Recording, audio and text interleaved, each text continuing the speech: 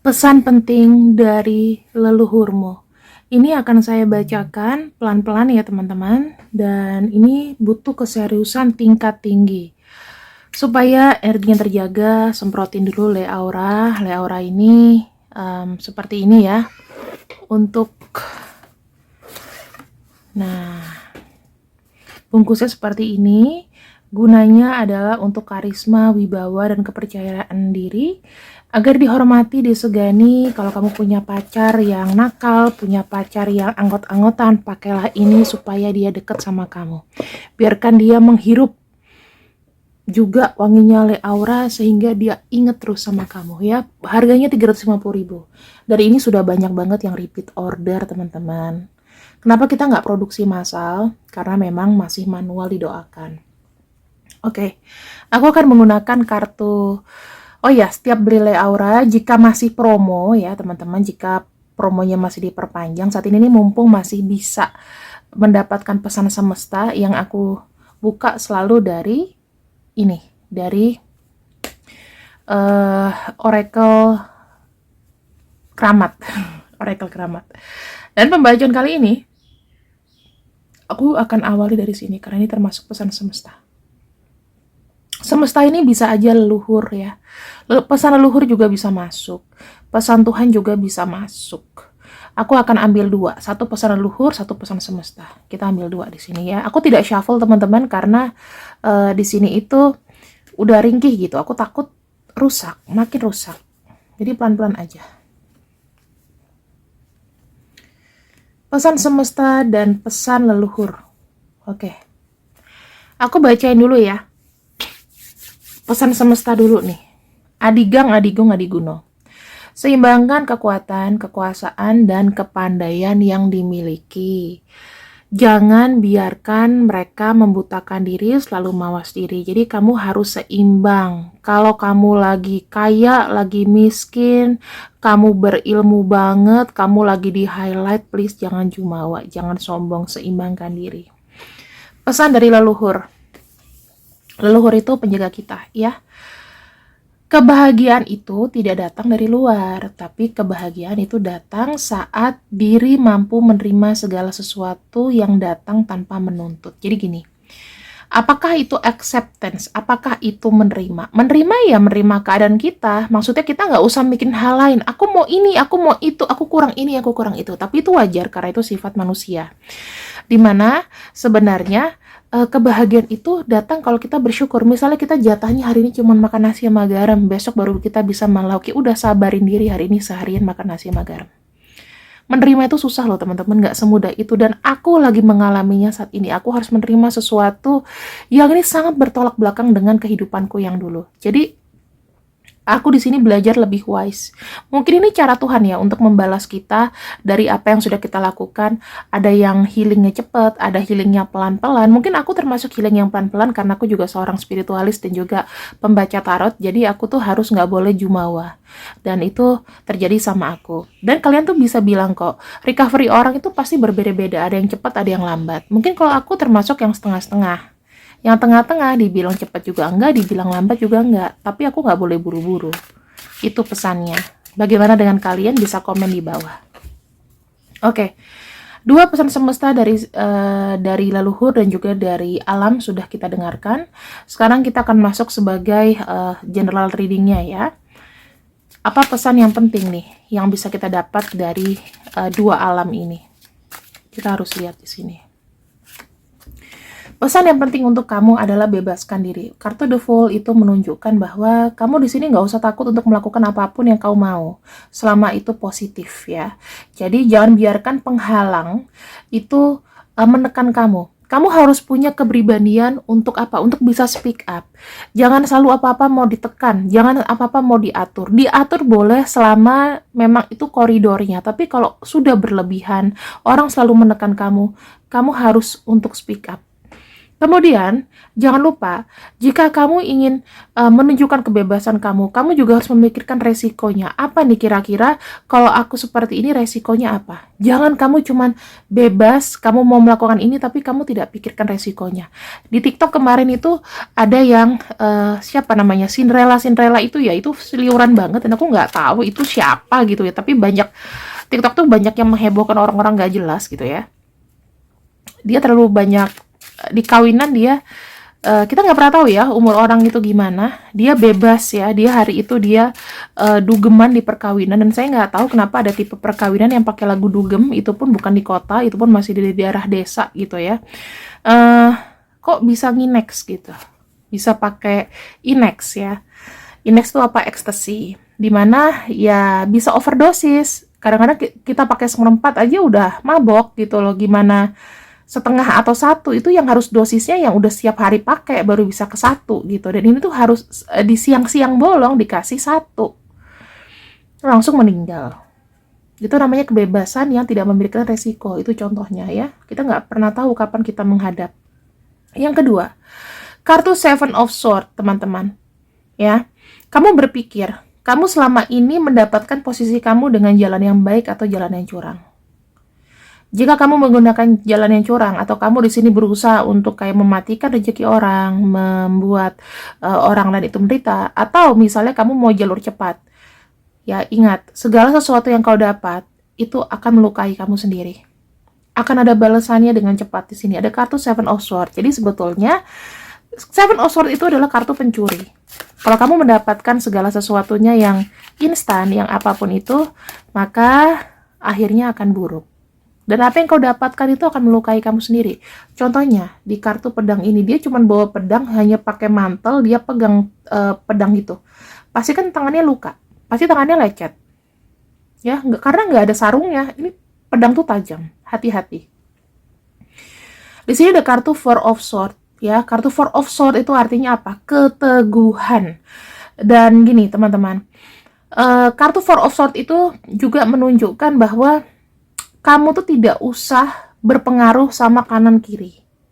Kalau misalnya kamu capek, kamu harus tahu limit kamu. Kamu teguh dengan pendirian kamu, tetapi kamu tahu kapan kamu di sini capek.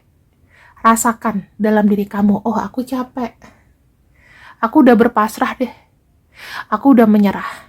Nggak apa-apa, nggak apa-apa. Bilang sama Tuhan, Tuhan, aku udah capek nih, aku pengen beli istana gitu misalnya. Aku baru 0,5% persentase kenaikannya aja nggak ada gitu. Aku mau punya istana yang bagus gitu, aku mau punya rumah misalnya. Udah serahin aja sama semesta, bilang, Tuhan aku capek, ya cara kamu aja lah, gimana cari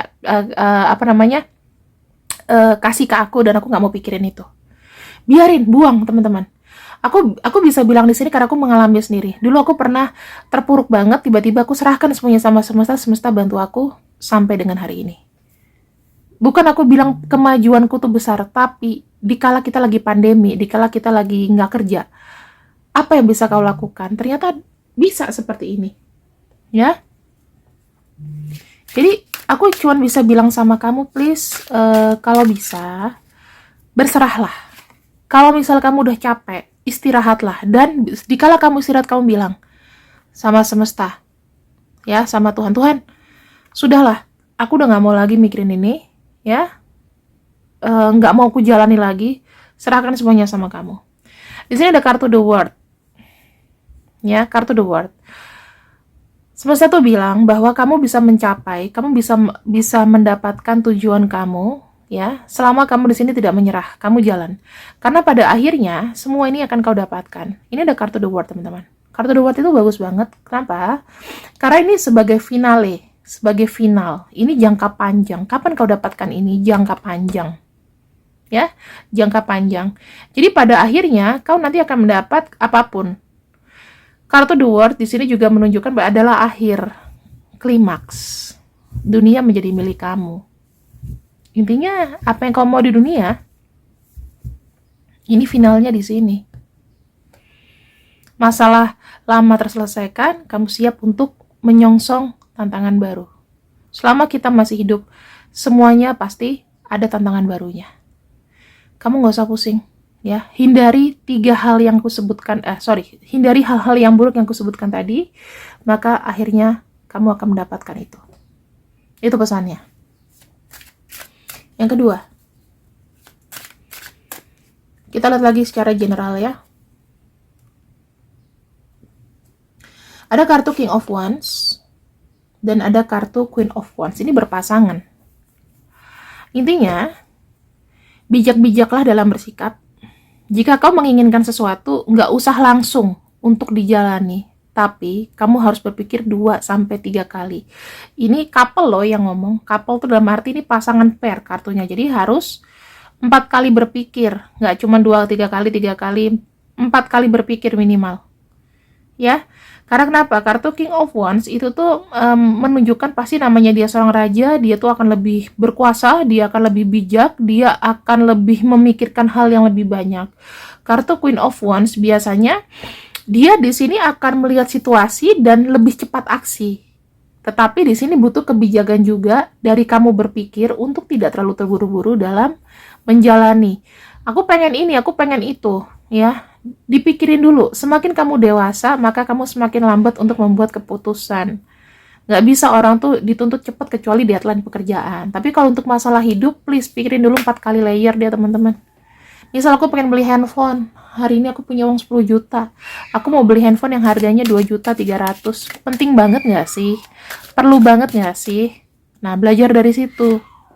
Ya, jangan cuman ego ngeliat teman kamu misalnya beli handphone, minimal iPhone kamu ikut-ikutan, nggak usah. Nggak penting. Karena aku udah punya iPhone juga nggak penting, gitu. Jadi kalau cuman pengen-pengenan ya, mendingan nggak usah. Seven of Pentacles artinya apa? Di sini, jika kamu memiliki sebuah rencana, nggak usah mikir yang kepanjangan. Kenapa? Karena di sini masalah yang sekarang aja itu masih bertumpuk. Kamu kayak, misalnya aku pengen ini, aku pengen itu tuh ngomongnya nanti aja. Kurang-kurangi ngomong nanti. Sekarang diganti pikirannya dengan apa? Sekarang. Aku harus gimana? Sekarang. Besok itu nanti. Hari ini adalah sekarang. Jadi kamu harus berpikir.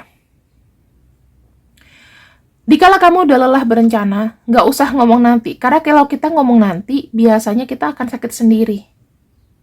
Semacam harapan, atau orang janji sama kamu tapi nggak ada batas waktu, itu sakit sekali. Mendingan ngomong sekarang. Sekarang makan apa? Sekarang mau kemana? Sekarang apa yang harus aku lakukan? Sekarang aku harus gimana buat memperbaiki hidup aku? Sekarang apa yang harus aku cari buat dapat rupiah setiap hari? Misalnya gitu. Hindari ngomong nanti, ya. Dan di sini endingnya seperti apa? Ada kartu The Hermit. Kalau kamu melakukan ini, endingnya The Hermit itu lebih menunjukkan bahwa kamu akan lebih banyak mawas diri. Kamu lebih banyak melakukan pengembangan tetapi dalam inner persona kamu, dalam diri kamu. Kenapa?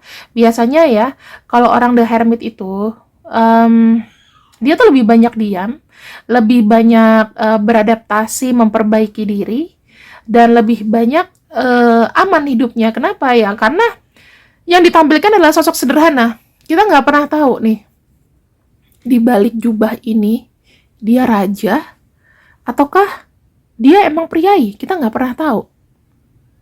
Ini masih misteri. Kalau orang tarot, coba baca ini. The Hermit itu sebetulnya siapa sih? Siapa raja bukan?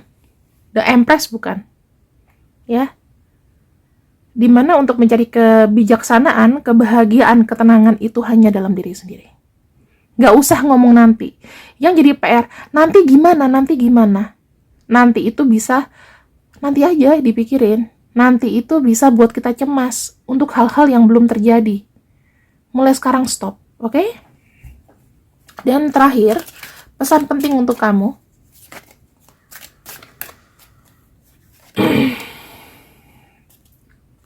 Two of Pentacles. Kita bicara mengenai keseimbangan materi dan lain-lain ya, teman-teman. Nah, di sini saya lihat. Wow. Bijak-bijaklah dalam menggunakan uang. Pesan terakhir itu. Kenapa? Kamu tuh butuh uang, butuh keseimbangan, bukan hanya dari spiritual, tapi material ya.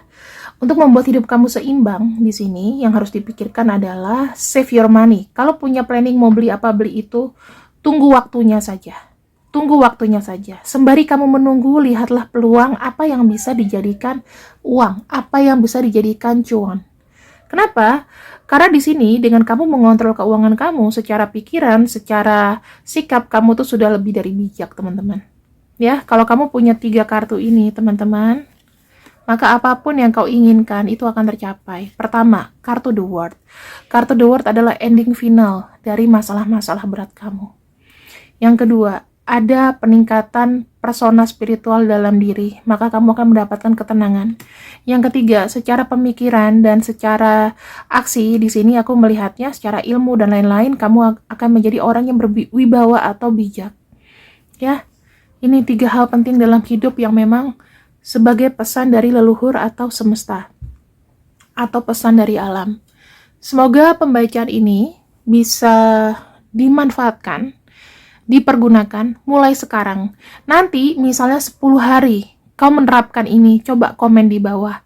Apa manfaat dan efeknya buat kamu? Coba diterapkan 3 hal ini, kalau perlu dicatat dalam notes. Aku pun juga akan menerapkannya. Kita akan sama-sama nanti sharing, mungkin sekitar 10-15 hari lagi. Kalau seandainya memang bacaan ini berguna, bermanfaat untuk kalian, maka aku akan lanjutkan untuk bacaan seperti ini lagi. Ya, kita bosan kan hidup dengan cinta-cinta terus sebetulnya. Yang penting dari kita tuh bukan hanya masalah cinta sih, tapi semuanya. Terima kasih yang sudah ikut readinganku. See you. Sampai jumpa, Potatoers. Bye.